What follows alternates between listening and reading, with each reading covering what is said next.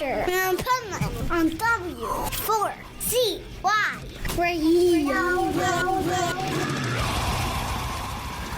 Welcome to Rockville. North America's largest rock festival is finally here. This is Pipeman here on the Adventures Pipeman W4CY Radio, and I'm here with Ronnie from the Red Jumpsuit Apparatus. Yes. And I'm very impressed in this heat that you came off that stage and came over to the media area just like that. Yeah, as usual, I have no idea what I'm doing, and I was just walking in this direction, and then I was like, yo, there's Dean.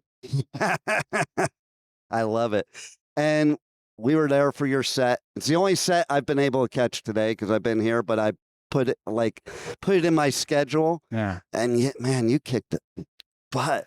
Yeah, I don't know. I felt like it went great, but you can always expect people online to say you sound terrible, even when you don't, right? Yeah. So who knows for the people listening who didn't get to catch it live, but if you were there, I think you probably had a good time. You had a nice crowd, too, for this early in the day. Man. First band. We're the first band. I know, and it was like amazing. It was a sea of people. I don't think Green Day will have that many people. Whoa. Okay, I didn't say that. I'm a hardcore Green Day fan, all right? So, hey, Billy, wasn't me, bro. Wasn't me. Don't kill me. Still love you, Billy.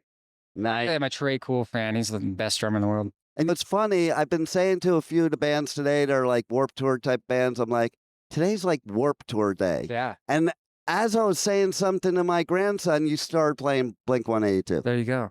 Because they're not on the bill, and it seems like everybody else is. So I was like, dang, it feels like Blink's here, even though they're not. So let's just give them Blink. There you go. Plus, they're my favorite band, so, might as well. Green Day, Blink, those bands popped off when I was like 14. Wow. Between 10 and 14. They were the biggest, coolest, sickest, amazingest bands, and still are. So they've only gotten bigger since then. And when I got into Green Day and I got into Blink, they were already huge. Actually, I got into Blink super early. That's not true. I was OG Blink. But Green Day, they were already big by the time when Dookie came out, they were just killing it. And I wasn't old enough to buy the cassette tape. That shows you how old I am. A little later on after that, it came out on CD. But at that time, it was only on tape at the store that I went to because they were like low budget hand-me-down places. And that's all I could afford. But I still have my Green Day cassette tape, the Dookie one. It's awesome. Still got it. Nice. Still got it, baby. Did you bring it with you so you could get signed? I'm like afraid of meeting other famous musicians because I'm nothing like them. Maybe if I meet one on the spectrum one day, we will probably like totally bro down. Are there any others on the spectrum that you know? I haven't met one. Really? But a lot of them are very focused on like their art and like the darkness and their persona. And they're like, their artistness, like it's hard to explain, but they're just really into themselves and like selling it all the time, even when they're walking around.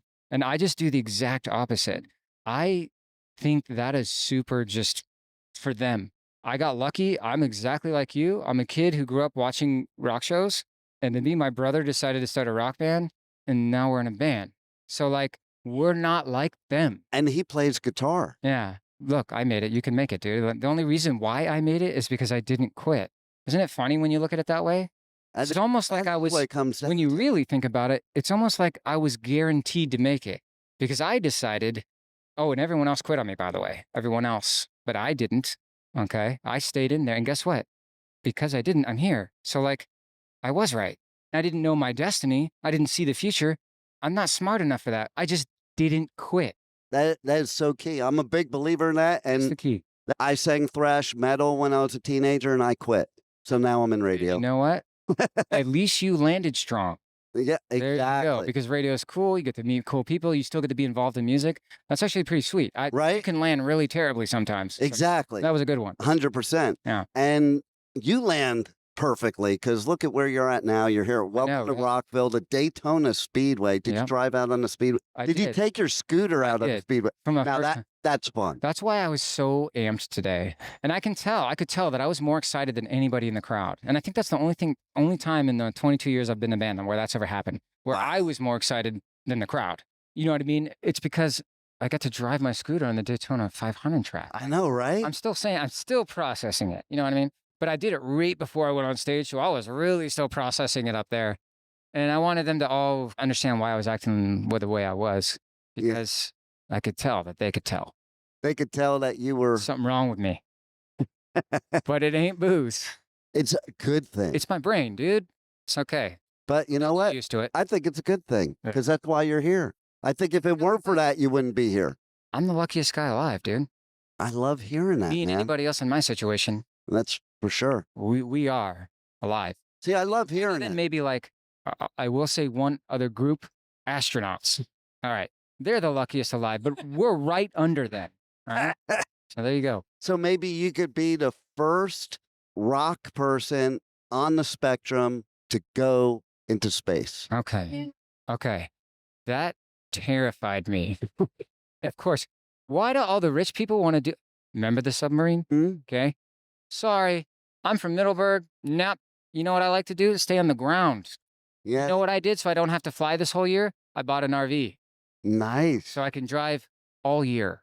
I am the last human being that will go to space. And how fun is if that? If mankind's salvation is to get me to space, we are screwed. I think we're screwed anyway. I'm going to send him your way. Dean's cool with it. He'll go. I'll go. Yeah. Because I want to get away from all the jerk-offs here that are here now. All right. Okay, there's a lot of them. Yeah. I want to get back to a place where there's like nice people. Yeah. You can do that, right? By just creating your own crew. That's right. So that's what we do now. And that's what you did with your band, with everything you do. And that's key, I think. If you don't have the right people on your team, I think the team makes all the difference There's in the world. There's a phrase that I didn't invent, and it's been around a long time. And when I first heard it, I thought it was cocky and arrogant, but I really understand the gravity of it now. It's stick with the winners. And what that really means is not the people who make money, it's the people who make positive life choices. Nice. Those are the winners, right? But I didn't know that at 20. I know it at 42, though. At least you know it now. Some people never know it. I got lucky and survived. A lot of my friends didn't, so. That's what got me through childhood was all positive, like motivational stuff and all that. That was my coping skill. Go to a seminar, read a book, listen to a tape, and surround myself with the people that are going to bring me where I want to be, opposed to the people that want to hold me down where I am.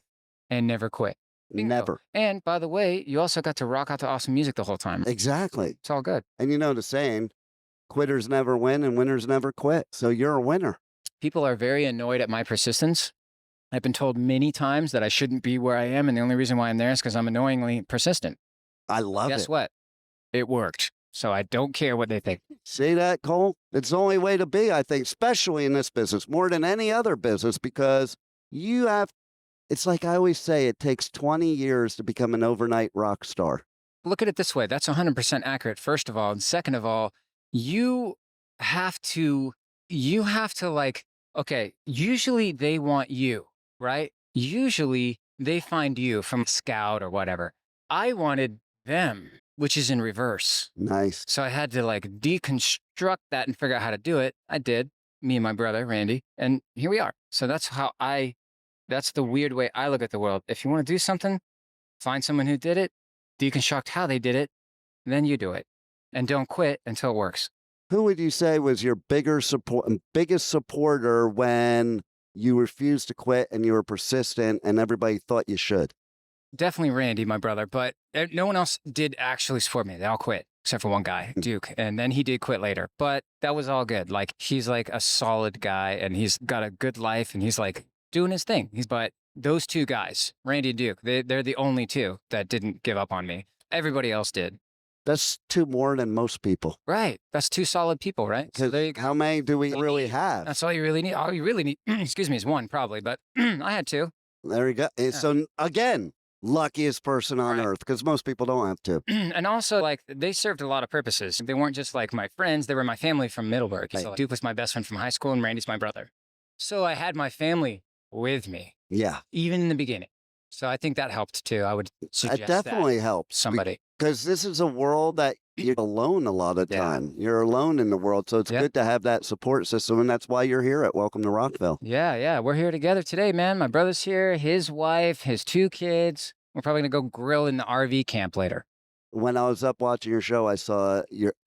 Oh, you saw him? Yeah. Yeah. I can never see. I kind of like forget what I'm doing. You're in a zone when you're up there. It's hard to remember. I get how that is. I don't know. I always say it's like an out-of-body experience. Like I'm also a motivational speaker, and once I get up on stage, there's this switch in my brain. Yeah, it's like tunnel vision. And you don't even pay attention to anything else going on. You're in a zone. Same experience.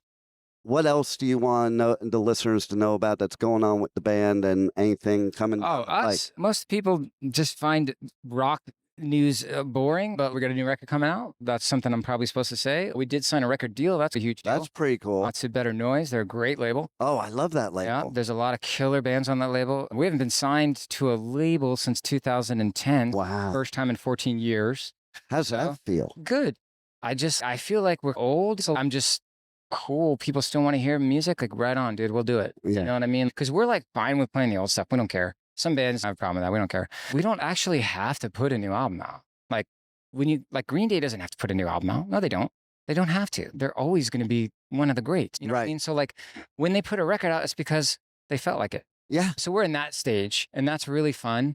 Because you can just have fun and you're not worried about if people like it or not. You're just having fun. It's almost like the best albums, I think, because you're being you. Yeah. You're not making an album for the record label. You're not making it for the audience. You're making it for you, and whoever likes it, likes it. And that's when you're most authentic musician. I'm having a good time, man. We made the record and we turned it in. And I was told it's coming out this year, but I'm not the boss anymore. I was for a long time. It's really weird not being the boss. It's actually awesome. I'm walking around, shirt open, kicking it back. You know what I mean? Usually I'm running around trying to do stuff. It's nice. They're great. I appreciate them picking us up on the roster. I love it. You definitely rock. You put on an amazing show here at Welcome to Rockville, and it's always a pleasure to not only see you personally, but see you perform, because everybody needs to be a follower of Red Jumpsuit Apparatus, because you guys rock. Water's warm. Come on and jump in. Nice to meet you. It's good to see you again, Dean. Hey, good seeing you, and thanks for being on the Adventures of Pipeman. You're welcome. Good luck with the rest of your interviews. All right. Thank you for listening to the Adventures of Pipeman on W4CY Radio.